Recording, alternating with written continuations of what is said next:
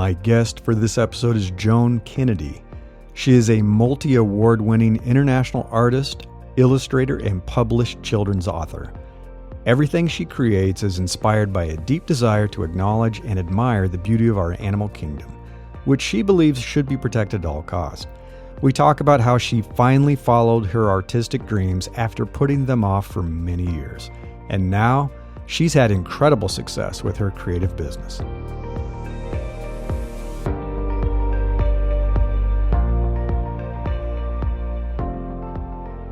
This is Invincible Career, and I'm Larry Cornett.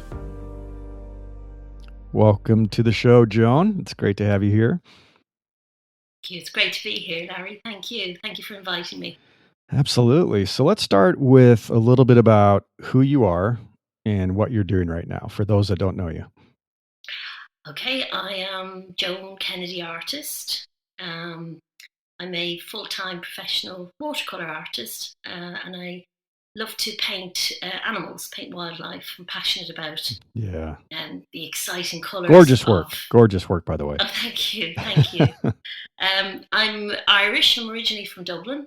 Oh, cool. But, I got imported into the UK, into the Midlands. My husband's English, and I got to know him over the phone, funny enough. We both used to work in P&O Transport, P&O. Oh, okay. And I used to work down the docks, right down the end of Dublin Quay. Right. So basically I'm over here. I've been here longer than I have been there, literally. Oh, is that right? Okay. Yeah, got married and moved over, so 30, a bit like yourself, 30 years married. Yeah, we are too. In September. Yeah. Well, congrats. So, congrats. And you too, yeah. So I noticed that you actually got your start teaching music. You did that for several years. So what was that like, and what made you make this transition into art? Okay. Passionate about, just as the way it is with art, I'm passionate about music. Mm-hmm. And I just think it's just incredible. Like, if I said to you, Larry, what did you have for your dinner 2 days ago, say? And you have to think, Right. Hold on, which day was it? What did we have? And yes, if you sang like a song, I like ABBA, for example. So if we sang one of their songs, not only would you know, if it was ABBA, whatever, not only would you know the words, but you'd know where you were at the time. And maybe you haven't heard that song in 20, 30 years. Isn't it just incredible how, like that, it just comes straight back, and how you could be driving along and you hear a piece of music. You might be feeling a bit down, and if you hear a piece of music and suddenly you feel, good, great. And equally, you can also be driving along feeling really good, and you hear a piece of music which reminds you of something, and before you know it, you're nearly in floods of tears, So, but the reason I ended up teaching babies and toddlers through music, because as I say, it's so fantastic for them. I did that for 19 years. Wow. Okay. And the only reason I fell into that was because I had a daughter myself. And I thought, hey, great, because I wanted to be a full-time mum. And just thought to myself, well, hey, this is going to be great. I can do the classes and she can come in and we can be together. Which wasn't the case. It was kind of, this is my mummy. These are my instruments. Wow. So initially it was a franchise that I joined. And then I pulled away from it because I wanted to introduce some of my own type of music. So I've written and recorded my own music. Oh, wow. Bit of Irish dancing. So I used to get mums up with babies and they'd be up dancing, Irish dancing. And, cool. I bought a piano. And within a matter of weeks, I had to learn how to fiddle about with the piano and record a load of music, which I've done. And then I used to sing over the music. So, but the really nice thing, I loved doing it. For 19 years, I was very much teach, and I believe that we learn through fun. Yeah. And I used to teach children. I used to get them around in a circle, and I would shake their hands. These are like 2-year-olds, and I'd say, "Look at my eyes when you're shaking hands." And these kids have gone on now for interviews and whatever, and hopefully they'll go in, they'll shake hands with people, and they're better people, and learning how to share and stuff. So so that was it, and I decided to. It was like this kind of beating in the background where, I should be doing my art. That's where I should be following my dream. Okay. And, because I painted 30 years ago. before I started doing the classes. And I painted when I was in Dublin, but I stopped when I moved to the UK. Okay. Because I was extremely homesick. Really homesick. As soon as I moved over, very, very close to my mum in particular. Mm-hmm. So kind of my creative spirit, in a sense, sort of stopped. Oh, interesting.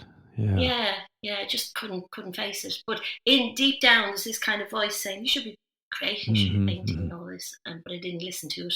I wished I had. I should have listened to it then. You know. Yeah. But so this is why I went down the road of teaching children through music. Did it for 19 years, and then when COVID kicked in, I stopped, and I thought, no, you know, if I don't do it now, or if I don't really kind of focus on the one thing, rather than trying to run two businesses, then I'm never going to kind of, you know, give it a chance, really. Mm-hmm. So, and you've had great success. I mean, it's like, I've been following your art for a long time on Instagram. So I'll be sharing all the links to Joan's work so you guys can check it out. But it's absolutely beautiful work. And how did you decide the theme? So it's like beautiful, these animals, and you have a very unique style. Where did that come from? Or have you always had that style?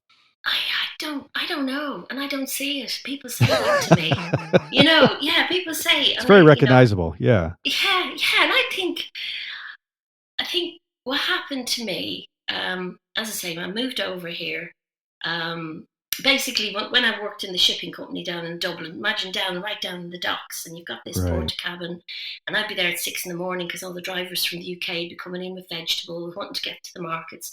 So this port cabin was kind of pretty greasy, pretty, you know, naturally you're going to have, you know, drivers coming in.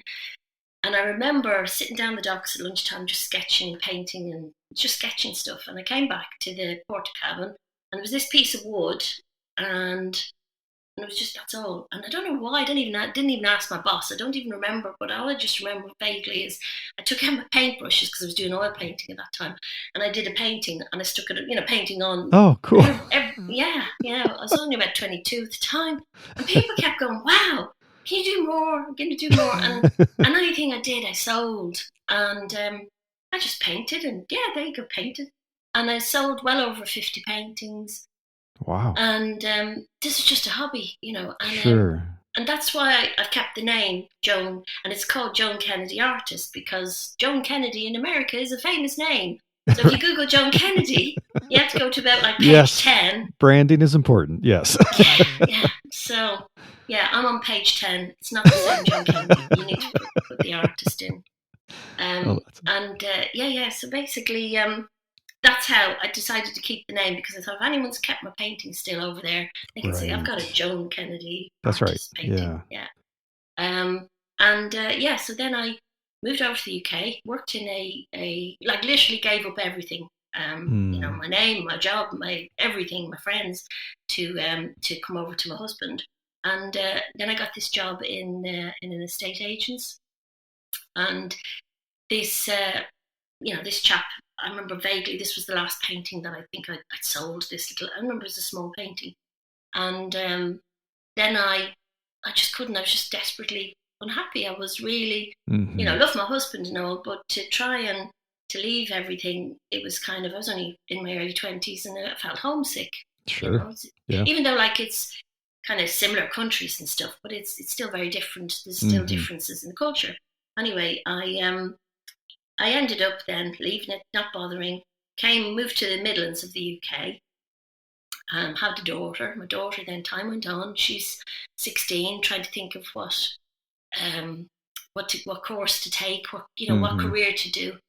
And the one thing, at that stage, that's when I sort of started trying to do my art. And the one message I gave to her was, you pick the subjects that you enjoy, do what you love, and you know, don't go down that route, because if you don't love it, then you'll spend years in a job that you might get paid well, whatever, but sure, there's more to it. And so anyway, Mum, I'll pick subjects, whatever. And I remember sitting down after I'd said it to her, and I kind of thought to myself, actually, I'm kind of telling her maybe a lie, because you know what, I'm not making any money, and it's really hard. and and my husband is he's supporting me, and I'm trying to do my best to make a career of this, but it's like, it's really difficult. Maybe I'm a lie. Maybe actually go get a job that's good, that pays well, and that you can live happily ever after. You may not really enjoy it, but what the heck? Right. And with that, then the phone rang. Because I seriously started thinking, my husband used to say, God, why don't you just keep it as a hobby? And no, I need to have it as a business. I just feel. And then the phone rang, and this gentleman said, I'd like to speak to Joan Kennedy. And I went, what? The phone never rings. Never rings. I never get calls. Let's face it, people don't talk on the phone nowadays, do they? They send text messages. Nobody ever does. And if you ring anyone, all you get is answering machines. People don't communicate. Right. It's true, isn't it? Yeah. You get a call, it's like, oh, it's an emergency. Uh-oh. What are they selling? What is it? Yeah. Yeah, that too. Don't, I'm old-fashioned, I guess. Gosh, the phone is ringing. This is a conversation. Are you going to talk about something other than sell me the next whatever? But anyway, I asked, this guy says, this is Joan Kennedy. And I went, yeah. And he said, probably don't remember me, but I bought a painting off you. Right. I bought a painting off you 20 years ago. 20 years ago. And he said, we worked together in Connell's estate agent, this estate agent. Oh, right, yeah. And I went, wow. And as soon as he said it, I knew who he was. I knew where I'd been on the stairs. I hadn't spoken to him in 20 years. And he said, how are you doing? And he said, I said, yeah, my God. And he says, I said, yeah, I've got a daughter now. He has a daughter. He's got 2 kids and all. He left there. He started up his own business and whatever. Mm-hmm. And I went, wow. And he says, and the reason I'm ringing, he said, is I wanted to see what you were up to. He says, because he says, your painting that I bought, he said, all those years ago, he said, I now have it in my office. And he said, in my own office, my own business and all the rest. And he says, and I look at that painting every day. It's not much, it's an ordinary painting. He says, but when I'm busy working, I just stop and he says, just gaze at it. And he says, it makes me feel calm. And I wondered what became of you. Oh, wow. And he says, I'm not technical. And he says, and my daughter was in the office and I looked at it and I said, I wonder what became of her. And she said, oh, that's easy, Dad. Just what's the name? Just look up the name. Find her on the internet. Yeah. Found me on the internet. And he says, your style hasn't changed, even though I think it has. I hope it has. And he says, I just wondered were you still doing it. And he says, do you know what? He said, if anything ever happened, you know that thing when they say, and you're going to relate to this, if your house is going to burn down, what is it you grab when you leave? He says, that would be the one thing. If this office went or whatever, is it that's the one thing I grab. It's nothing special. Wow. But that was when it was wow. And that's when I thought, gosh, better seriously maybe stick to this. I mean, it's touching people's lives, right? Yeah. So that's where I totally believe that. So I noticed you've done some global travel, probably before COVID. You were in China doing some presentations. You were in Hangzhou. I've been in Hangzhou. It's like, have you? The city with the big lake. And exactly. Yeah. So how did that come about that you started doing these showings and being featured in China? I know. Absolutely bonkers. Absolutely. Yeah, because prior to that, I ended up getting selected to go to Prague. And I ended up doing the British Embassy in Prague. I exhibited there. The government, basically, it happened. This email, in a nutshell, the government here were trying to promote people, through different kind of helping small businesses. And this email popped up saying that they were looking for creative businesses. Mm. And but they had to, they were selecting only 6 businesses, and I thought, oh well, I'll just put this in. This is what I do. It's like how I met my husband. Oh yeah, I'll just say hello. Anyway, that's a different story. That would take longer than half an hour to tell you. We won't go there. But so I told them what I did, gave them details of my art, and they selected me, and they had like thousands of applicants, which I'm kind of shocked. How cool is that? So I know. So I was selected as one of 6 businesses, and the first year I went out, I'd never done a big exhibition before, and this is like this huge, massive place. And, right.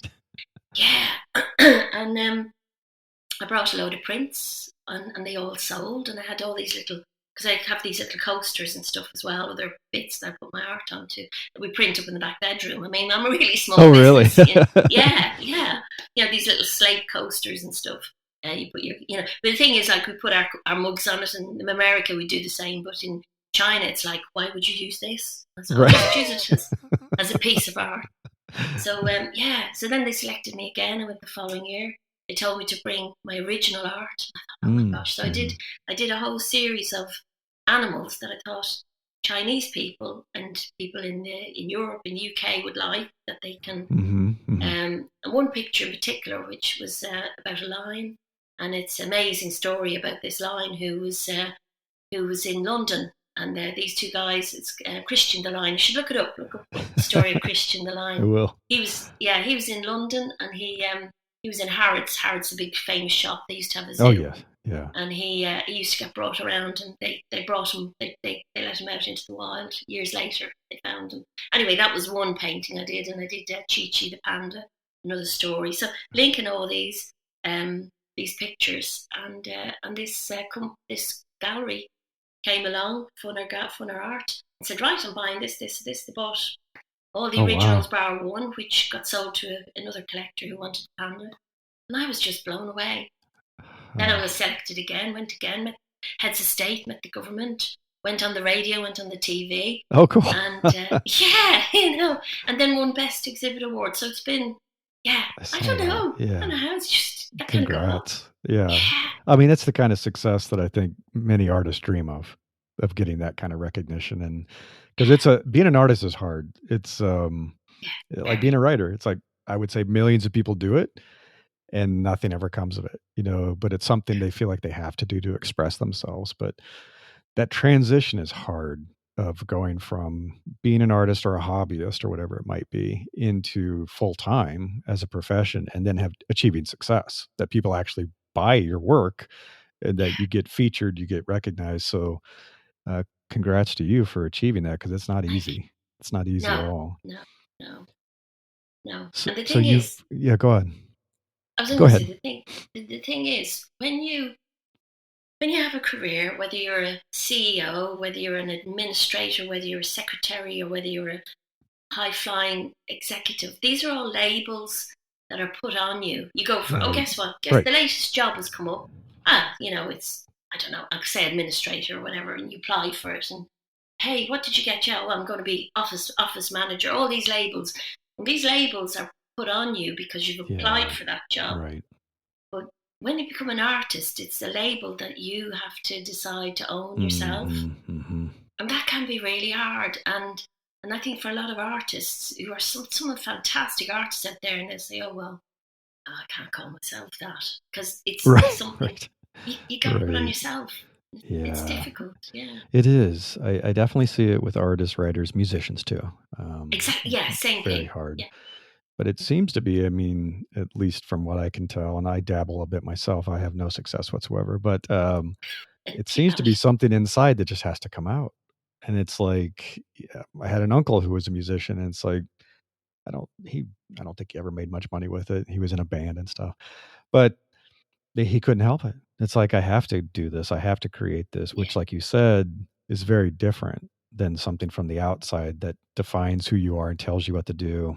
But as a creator, it's something inside that you're like, I have to express this. I have to make this happen.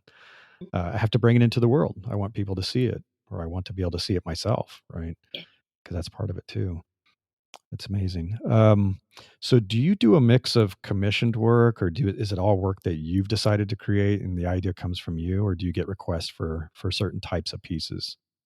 I have had a lot of requests for commissions, usually commissions to paint their cats and dogs and whatever. Oh, sure. Yeah, that makes sense. I find that really hard. I don't know if I'm kind of,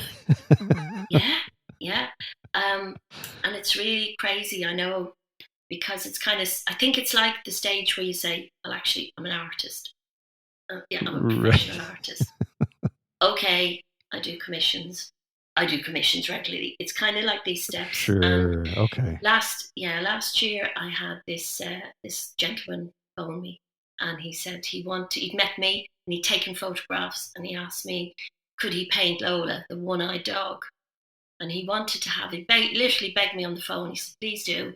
And I said, I don't know if I'm good enough. I don't know. It's a bit like making somebody's wedding cake.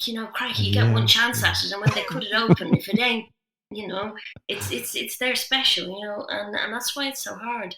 And but I agreed to do this, and I was really glad I did, because they came to my event then. He'd seen the picture before she did. I say this dog had got attacked by a cat, and I did it. He came. He loved it. He just said, "That's just exactly what I want." And I presented to her when she comes to events. So she turned up with the dog, so I got a chance to actually meet Lola. And I said, "Oh, I believe this is for you."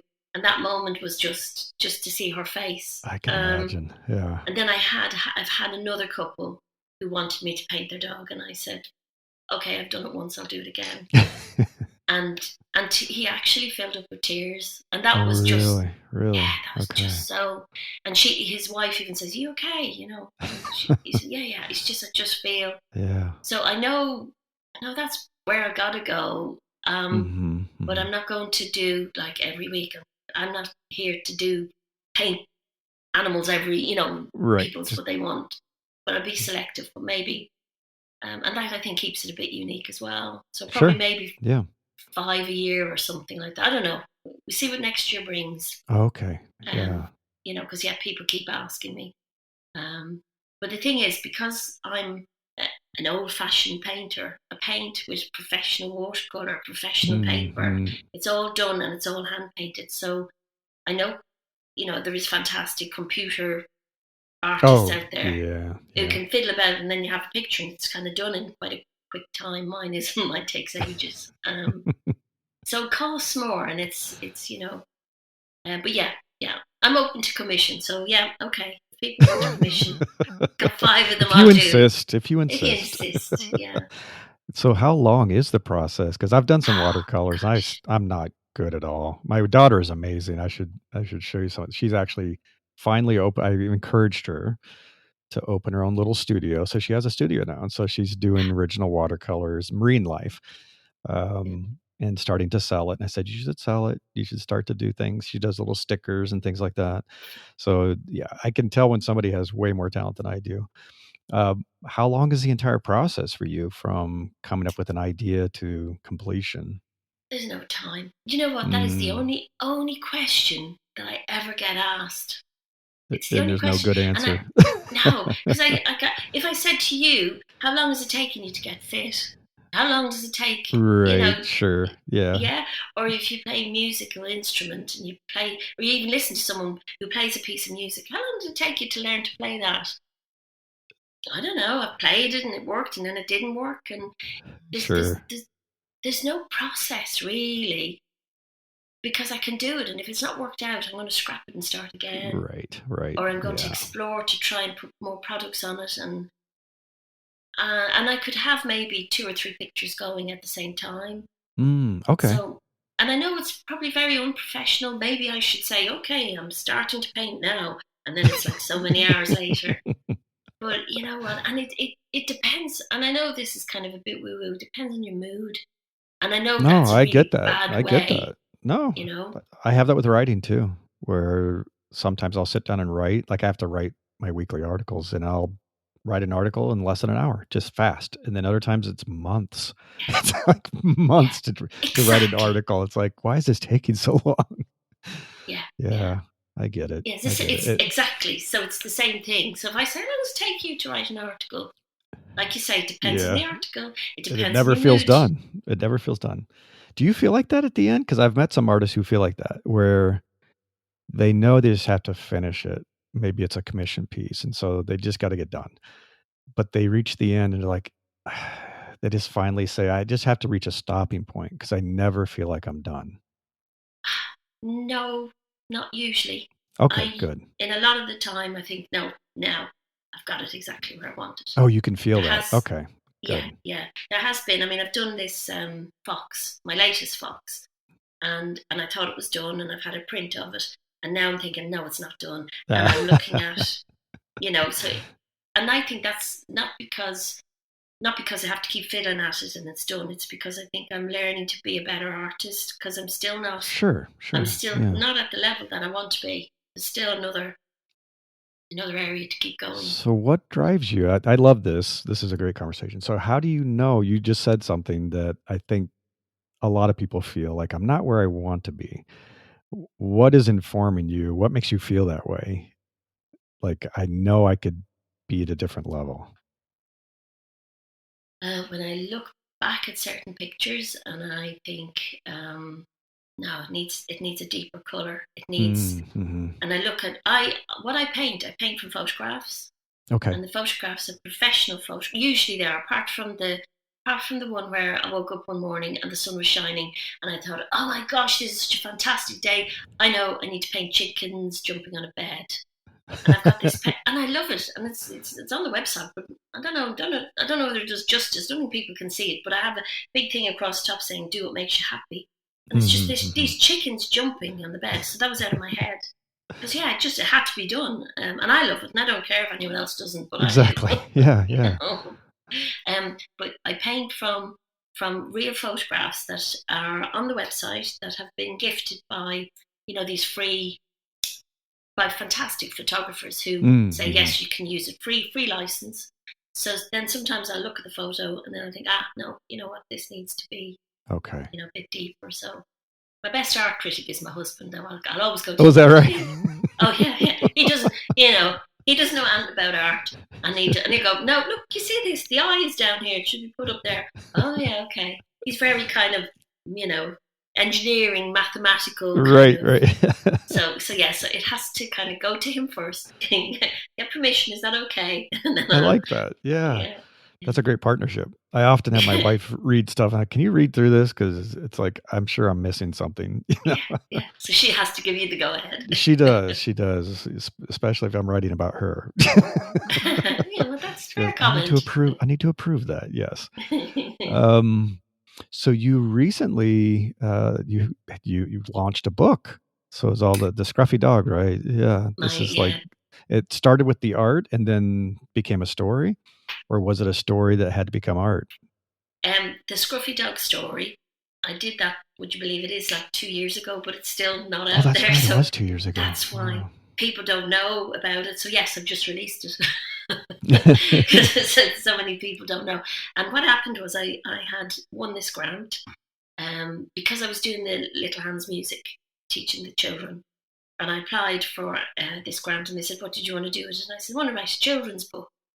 Not thinking I'd ever get the grant. And they wrote to me and said, great idea, go ahead. And I thought, holy moly, I've got to do it now. Now you have to do it.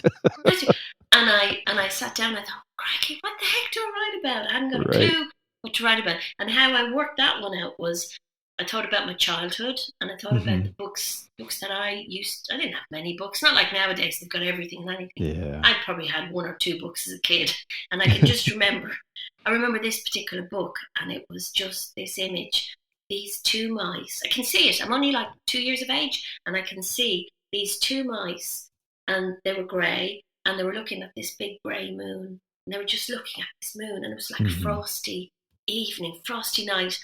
I can just see this image and it's like, my gosh, that image is so fabulous. So what happened was, that was what I saw. And I thought, I'm going to paint a mouse on the moon, mouse with the moon. I don't know, I'm just going to paint it. And after that, then we can figure out what the story's going to be. And then I started thinking again of my childhood. And I thought about Nasher. And Nasher was my best friend. He was my neighbour's dog across the road. He never had been washed. The fleas used to jump off him. And he loved me and I loved him. And I wanted a dog, but my mother said, no, you can't have a dog till you grow up. Until you have your own home, you can have your own dog. Oh. And everywhere I went, Nasher went. And literally, I went to school one day and Nasher followed me to school. And he came up into the room and, the teacher said, I can just remember sitting there. I was like 9 at the time. And the head teacher called me out. And she was on the stairs there with the broom, trying to push Nasher down the stairs and get out. He started baring his teeth. And she gave up and said, right, take him back into the class. So he sat down back of the class, and Nasher and we had a relationship together. It was fine. So I knew that I wanted to write something about a dog. And at the time, I had my own dog, which is a Leonberger. I don't know if you ever heard of a Leonberger. Mm-hmm. Great big dog. So she is on the front cover of the book. And Nasher is actually on the first page. He's a black dog. You see him going through the journey. So like, it is supposed to be about the same dog, but you live and learn. And I'm doing these pictures, but I didn't kind of keep with the same dog. But it is the story of this dog. And it's just a story. That's how it kind of started. And the dog ends up meeting a mouse who has big dreams. Because I got this amazing, I love this picture, this mouse picture. I took it to the gallery, first picture I did. And he said, what do I call it? And I went, oh, we have to have a name. And he said, I said, call it Mouse on the Moon. He went, no, guess we're better than that. I said, I don't know. He said, call it Big Dreams. So that's Big Dreams, my Big Dreams picture. And that was really the start. And now, since then, I'm almost at that point. I've done my second book. And it is about a mouse who follows his dreams. And he goes all over. Nice. It's going all over the world. It's just, can't wait to get that one out. I've only tried for the last year and a half, but when it's done, it'll be. Yeah, he flies over London Zoo. He flies to Italy, sees the pyramids of Egypt, goes over to China, and then he's got a dream to follow. And, that's fantastic. And I hope adults, it's for adults as well as kids, because it's the inspiration of following your dream, really. Exactly. Yeah, it's mad, really. So speaking of following your dreams, what advice would you give a young artist who's listening to this, or somebody who wants to be an artist? How do they? Don't do it. Go back. Don't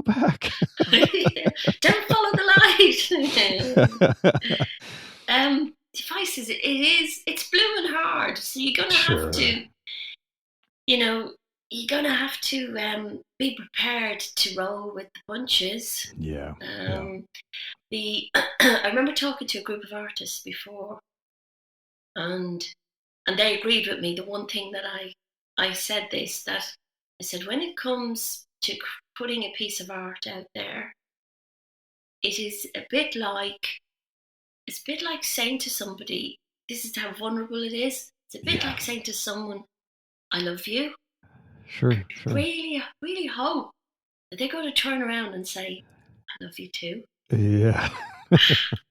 Yeah, you're right. It does feel like that. It is very vulnerable. You're right. It's really vulnerable. But once you put it out there, it's not about you. It's about the art. And I guess I'm also passionate about meeting other people that I really like, and I treat every customer like a friend. Because my background when I worked in shipping is all customer service focused, and I believe in offering a great customer service. So the people, whether it's selling a greeting card or whether it's selling a coaster or an original piece of art, I treat everybody the same. And I think like what you were saying, Larry, about there was something in LinkedIn where you were saying about building relationships. It's what you give out, isn't it? It's I give out without expecting anything in return. I think if you and I try to help people if they want art. I won't sort of force it on them. If I don't think a piece is right, then I'd say, well, maybe you should choose this piece, or give different options. So right. That's what that's my daughter. Sorry. That's probably I think that I don't know if that answers it, but no, it does. Advice. It does definitely. So I'll definitely be sharing links. So whoever's listening, check out the show notes for this. I'll have links to all of Joan's her website or Instagram. Where would you like people to find you? What's the best place to locate you? I'm on Instagram, Facebook, and LinkedIn. You're on Facebook too. Okay. Yeah, lovely if people connected on LinkedIn, because I'm trying to understand that kind of thing. But people, a lot of people are. I don't know. I sent out a few requests and nobody came back. So, I'm on LinkedIn, Facebook, and Instagram. And I try to kind of, no offense if they see me on Facebook and then go on LinkedIn, I'm afraid it'll probably be the same post. Right. Well, yeah, I do too. Yeah. Who has time to make thousands of different posts? I don't. Yeah. So it's Joan Kennedy Artist is the best way, I think, to locate you because, yeah, like you said, there's other Joan Kennedys running around. Yeah, absolutely. Yeah. Well, thank you for your time tonight, your time. It's been a pleasure learning more. I know some of this, but I haven't heard the whole story. So this has been fantastic. Thank you. Thank you so much, Larry. And I wish you all the best with your show. It's brilliant. And I love listening to your morning thoughts. Thank you. Keep doing that because, I listen and then think, oh, crikey, I better think what he's just said. Yeah. It's fantastic. Brilliant. Yeah. All right. Take care. Yeah. Thanks a million. Thanks for listening. I hope you enjoyed this episode, and if you would like to follow upcoming releases of the show, please subscribe. And as always, I appreciate your ratings and reviews. Thank you. If you would like to learn more about Invincible Career and the podcast, you can visit invinciblecareer.com. Until next time, I wish you the best of luck in becoming an opportunity magnet for the best things in life.